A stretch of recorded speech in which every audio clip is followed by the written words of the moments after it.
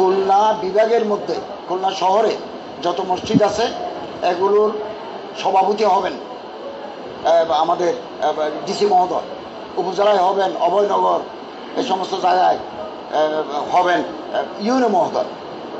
তার এই বক্তব্যের পর সমগ্র বাংলাদেশের মধ্যে আলোচনা সমালোচনার ঝড় বয়ে যায়।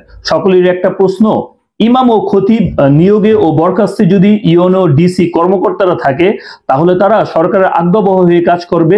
ইমাম ও খতিব কখনো কোরআন ও হাদিস অনুযায়ী হক কথা কখনো জাতির সামনে তুলে ধরতে পারবে না।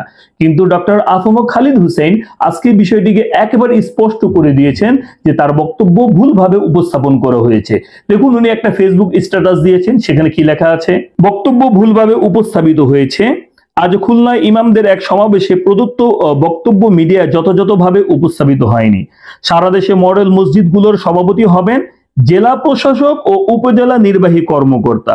তারা ভিন্ন ধর্মের অনুসারী হলে মুসলিম এডিসি বা মুসলিম এসিল্যান্ড দায়িত্ব পালন করবেন। মহিলা হলেও একই নিয়ম। মডেল মসজিদগুলো নির্মাণ ও পরিচালনা সম্পূর্ণ সরকারের অর্থায়নে, সুতরাং এর নিয়ন্ত্রণ ভার থাকবে সরকারের হাতে। অপরদিকে সারা দেশে ছড়িয়ে থাকা 3 লাখ বেসরকারি মসজিদের কমিটি সভাপতি সেক্রেটারি কে হবেন তা নির্ধারণ করবেন মুসল্লি, মুতাওয়াল্লি ও স্থানীয় ধর্মপ্রাণ মুসলমানেরা। ডিসি অথবা ইউএনও সভাপতি হওয়ার প্রশ্নই ওঠে না, কারণ এইসব মসজিদ তো বেসরকারি, সরকার এইসব মসজিদের ব্যয়ভার বহন করে না। তবে কোন কমিটির সাথে ইমাম, খতিব ও মুয়াজ্জিনের যদি বিরোধ দেখা দেয় বা সংকট তৈরি হয়, সেই ক্ষেত্রে সংক্ষুব্ধ ব্যক্তি বিষয়টি নিরসনের জন্য প্রশাসনের সহযোগিতা নিতে পারবেন। এটাই হলো মূল প্রতিপাদ্য। অথচ দেখেন, কালের কণ্ঠ নামক একটা মিডিয়া এই বিষয়টাকে কিভাবে উপস্থাপন করেছেন। তারা বলেন সব মসজিদের সভাপতি হবে প্রশাসনের কর্মকর্তারা, ইমামদের নিয়োগ বা বরখাস্ত হতে হবে সরকারের প্রদত্ত নীতিমালা অনুযায়ী।